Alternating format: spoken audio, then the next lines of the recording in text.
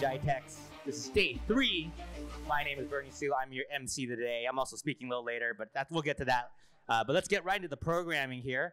We got a great day full of programming here today. A lot of big names here. We got H&M coming in. We got FTX. But we'll get to those later. For right now, I'm going to introduce you to your first speaker, Mr. Guy Turner from CoinBureau. Everybody give him a great round of applause, please. Whoa, that's loud. You're welcome. Mr. Turner, the stage is yours. Good morning, everyone. Thank you for joining us here today on day 3 of GITEC. This is my first day at the exhibition. I was so snowed under with work the previous 2 days that I didn't manage to get here. It's great to finally be here and just see everything that is going on. It really is such an amazing atmosphere here. There is clearly so much growth happening in this sector, and it is great to be here finally. Now, I'd like to start by talking about uncertainty, because anyone who has been investing for any length of time will know that uncertainty is the enemy of progress. It is one of the biggest barriers to growth out there. It causes us to simply waste time trying to game out just too many variables. And we see this across all financial markets, and recent months have thrown up any number of examples of this uncertainty. Will Putin use a nuclear weapon? Will the Fed pivot or not? What about Taiwan? What about COVID? We are simply faced with this uncertainty all the time, and 2022 feels like a particularly difficult year in that regard. And first of all, we have to accept that this sort of uncertainty is always going to be with us. It is a fact of life.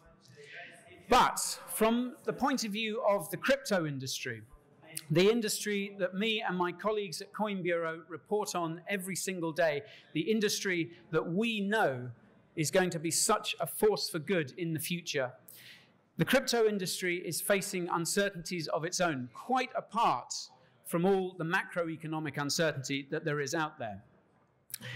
And this uncertainty that crypto faces comes from regulators.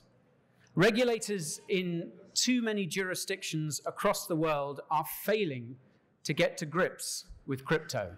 They don't understand what blockchain is, and the sense that I get very often is they don't really want to understand. They just want to find a way that they can regulate this industry, preferably out of existence in many cases. And crypto often gets portrayed as a kind of Wild West place where the unwary are preyed on by the unscrupulous. And the fact of the matter is that there is some truth to this statement. There are bad actors out there in the crypto space. There are people doing bad things. And we need some sort of regulation to deal with that. What this industry needs is clear and informed guidance on how it can operate. It needs boundaries. This is what we are asking for as an industry. We need boundaries so that those with good intentions can allow this technology to grow and to flourish. Because if we continue to operate in a realm of uncertainty, where projects are unable to get a clear understanding of what they can and what they can't do, then this industry simply will not be able to fulfill its potential. And that will be a net loss for the whole world. Now, I say this not just as someone who reports on this industry every single day and seeks to promote it, but who is someone who has seen this uncertainty affect their own venture. CoinBureau is a media company. We are an educational platform. We talk about crypto and blockchain. We operate within that industry, but we are not a crypto company per se. We don't have a token. We're not an exchange. We don't pump and dump. We're not a DAO. We don't accept money to promote any projects. We're wholly independent. And yet, no bank in the UK will take our business. When we tried to run an ad campaign last year on the London Tube, we were forced to put a disclaimer on the bottom of our adverts. Crypto is a risky investment, despite us not promoting anything other than a free educational resource. Had we been discussing the stock market, would we have had to say that the value of investments can go down as well as up? Were we talking about cars? Would we have had to remind our viewers to fasten their seatbelts? Now, I first visited Dubai in November of last year. Some colleagues of mine have been based here for quite a while, and I was really keen to see what exactly all this place was about. They'd told me about their experiences here. I wanted to see that for myself. And I returned here at the end of August this year to take a better look and, more importantly, to meet some of the crypto community who are now out here and who are quickly establishing themselves out here. And I wanted to get a better sense of how the industry is developing here in Dubai and in the UAE. Because Dubai is a subject that has been coming up more and more often in any discussion about crypto, and I wanted to understand exactly why that was. Now, I think it's fair to say that outsiders, people who don't live here, people who haven't spent any time in Dubai or the UAE, they tend to make a number of assumptions about the place, perhaps the most prominent being relating to a three-letter word that begins with T, or a lack thereof. But instead, what I've found out here in the few weeks I've been here is a community of crypto people who share two very distinct traits. The first trait is optimism. They believe wholeheartedly in the future of this industry, and they want to be a part of shaping it. And the second trait is pragmatism, because they know that there has to be boundaries, there have to be rules about how we can safely operate. And they know that to overcome the challenges that the industry faces, there has to be a meeting of minds. We have to find middle ground. And I've been lucky enough to meet and talk with some of the people who are shaping the industry out here, but not just those like me who have come here to visit, but those who are already here, our Emirati hosts. And it's their attitude that has excited me the most, because they are ready to listen, they are ready to learn about our industry, and they are ready to take the necessary steps to allow this industry to grow here. But they're also very clear about what is expected from us, what we must do to earn their welcome and their support. Because here, I get the sense that the important things are what count.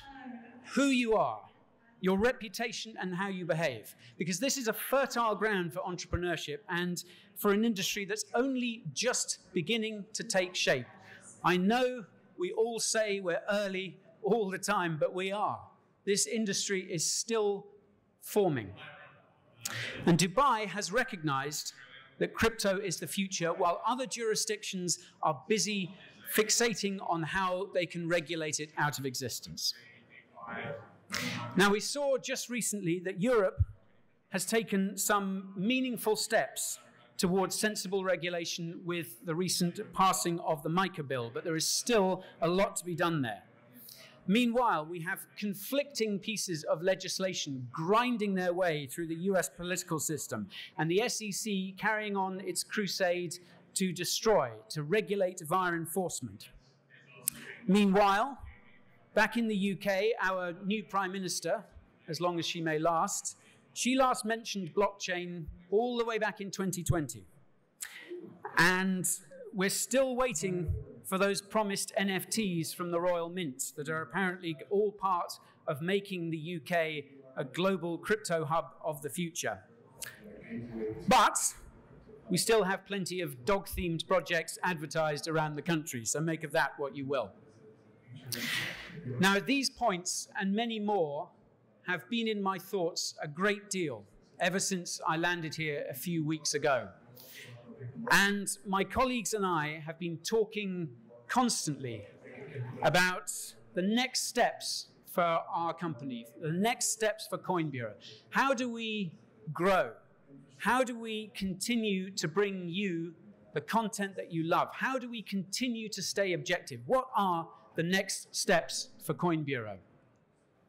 And so I'm very proud to announce today that CoinBureau is now a Dubai-based company. Thank you. This is a decision we have talked about a lot. We looked at other places where we might move, but Dubai has quickly become the only destination that makes sense for us. That is why we are based here for the future. That is why I am basing myself here for the future. And that is why I am so excited, not just about the future of CoinBureau, but about the future of the crypto and blockchain industries as well. Thank you very much. All right. Amazing. Guy, let's have a seat over here. Get your mic set up. What a mic drop, huh? You're here. You're committed. I'll ask quickly, and then we'll open it up for the audience. I don't know if there's a roaming mic for the audience for questions, but we'll go first. As someone myself who does work in crypto as well and Web3, and totally with you with the regulations. I mean, just in the NFT space, we saw I think literally yesterday the SEC shut down Other versus Twitter. just like out of nowhere. Well, not no, but yeah. They just laid dropped the axe and boom, gone. Right. So you clearly have thought out why here, why Dubai. I guess I'd like to know what other countries are doing a good job in this aside from here. That's a good question, Bernie. I mean, I think in terms of countries that are embracing crypto, I mean, the next one that comes up after Dubai is usually Singapore. Singapore has taken similar steps to welcome the industry as well. But I mean, unfortunately, Bernie, as the financial situation across the world worsens, across all markets, obviously crypto has had a very difficult few months, but so has pretty much any other asset class you want to talk about. But yeah, we are seeing a bit of a regression in that sense. So Portugal, which was for a while one of the countries that was clearly taking steps, it was clearly trying to welcome the crypto industry. It's now kind of rowing back on that. It's looking to tax crypto profits. Some of that progress is unfortunately being lost. I do feel, as I mentioned earlier, I do feel optimistic that the EU is starting to get to grips with the industry. Now, it's important when talking about the MiCA bill. It's important to remember that there are still a lot of unanswered questions in that bill. The question of DeFi, for instance, has been very much kind of pushed back. So we're not going to have any clear DeFi regulations in the European Union anytime soon. That's a topic for another time.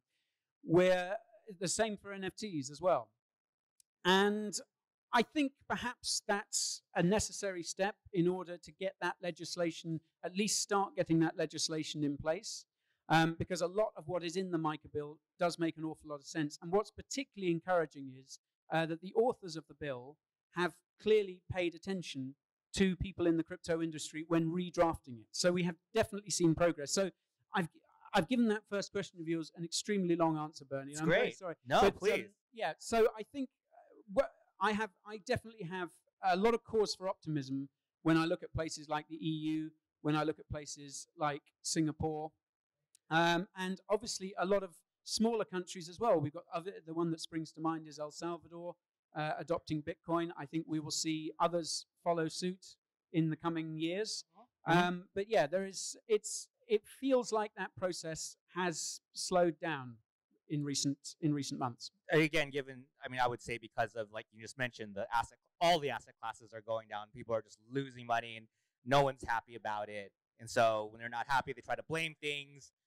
people blaming crypto, even though like the U.S. stock market has been just absolutely down over the last few weeks. So hopefully you guys are good there if you're investing there. Are there questions? Yeah, yes. Do I have a roaming mic? Hello, do I have a roaming mic? Am I walking? All right, well, while that's happening, I'm going to start in the front. We'll go backward. So while that mic's coming, I have another question for you. Okay, you mentioned optimism early on, and you're optimistic, of course, and all this. It's like, what do you say to the people who come in and go like, man, I lost my shirt over the year betting on this stuff. Like, how can I be optimistic? What do you say to those people? That's a good question, Bernie, because a lot of people do say that to me. And what's interesting is that optimism, as I said, is so often tempered with pragmatism, because they say, I lost a lot, but crucially, I've learned a lot as well. And I say to them, I am in this industry for the long term. And that is the view that you have to have of this industry, because anyone who comes to crypto... and we're getting audio. I'll just keep talking. Keep going.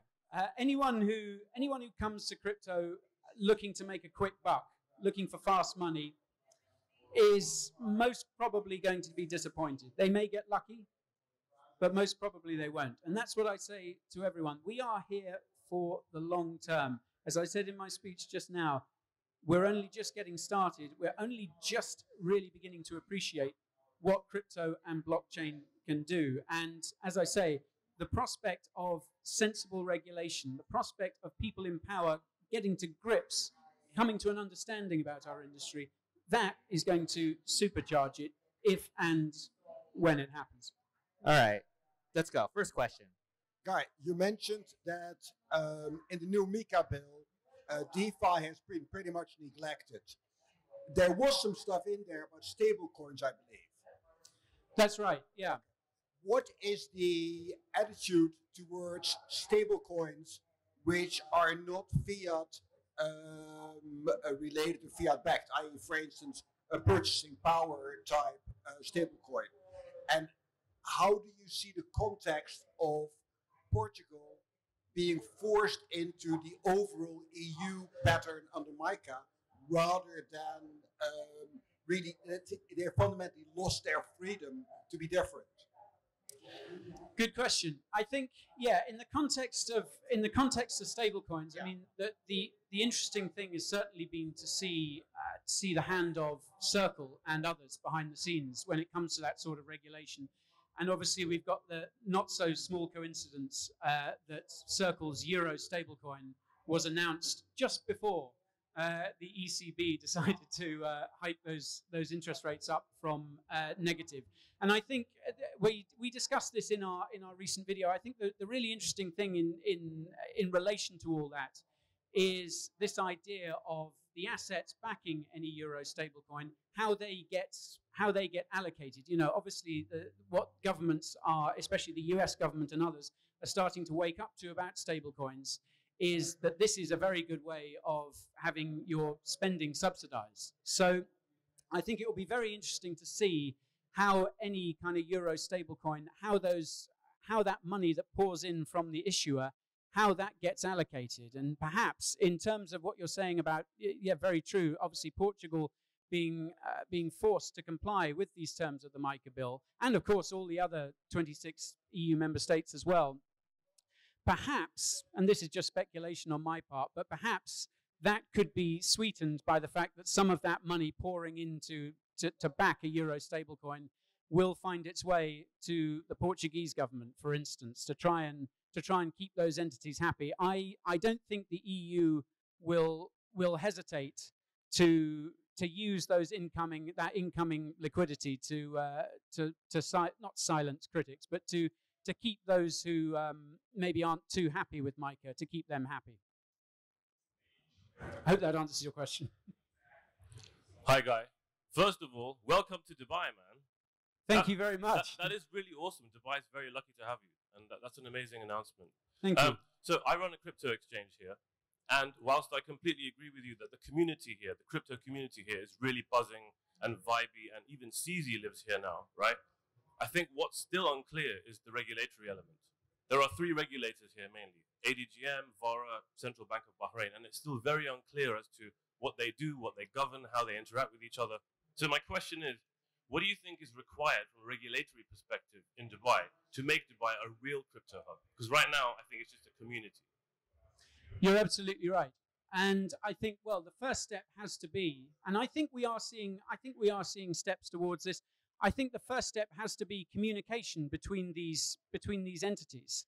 And I mean, from talking to people who have a much better knowledge of Dubai than I do, and crucially the UAE as well, obviously, you know, a lot of what gets decided in Abu Dhabi, for instance, can perhaps run counter to what some people in Dubai feel. Obviously, there are the other Emirates to take into account as well. So I think the ongoing job for those making these regulations, those trying to adapt to the industry out here, the ongoing job needs to be, first of all, communication between all these agencies. And this is, again, a problem that we see in the United States as well. We see competing agencies like the SEC and the CFTC. We see them butting heads over regulation, over who gets to do what, over who has oversight of this particular niche of the industry.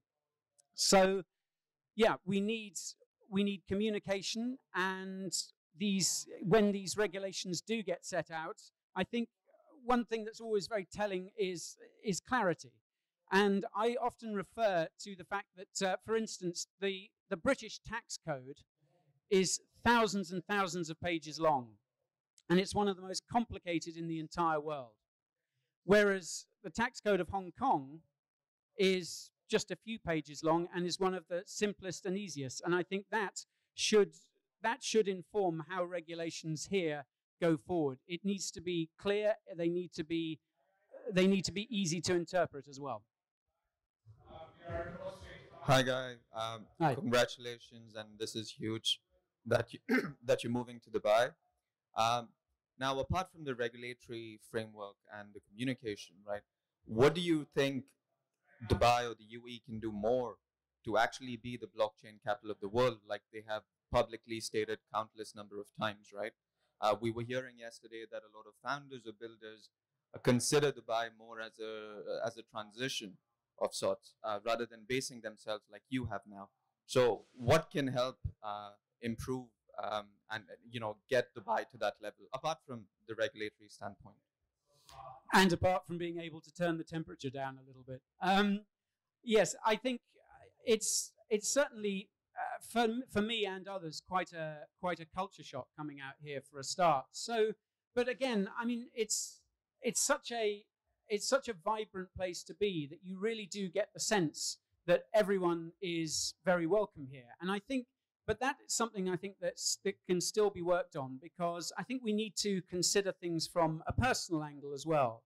Because we're asking, for instance, when I broached the topic of moving out to Dubai to my wife, she took a little bit of time to come to terms with that, because there are things that she knew she would miss in the UK. So I think any steps that Dubai and the wider Emirates can take to acknowledge the fact and to welcome people more, and make it clear that this can be a home from home for them. It's not just a place to do business. It's not just a place where people come maybe for a few years. And again, something that's really struck me about my time here, I came out here with a lot of assumptions. And the first one would be that a lot of the people I spoke to, everyone I spoke to would be like, oh, I've been here for 3 years. Oh, I've been here for 2 years. I'm going back soon. And it's quite the opposite. I'm meeting people who've been here for 20 years, for 15 years. And when I asked them, what did you think when you came out? Did you think you would be here for that long? And the answer was generally no. I thought I would go straight back. And I think you have to come here to realize that. But anything that Dubai can do to spread that message further afield, to say to people living in these other jurisdictions, hey, this is not a place that you come for 2 years. This is a place where you can come, where you can build a life, where your children can meet other children from all over the world. I think perhaps, yeah, a public image thing would be a good start. One good time for maybe one more question. Anybody? Or else I'm going to ask it. Or okay. There you go. Thank you.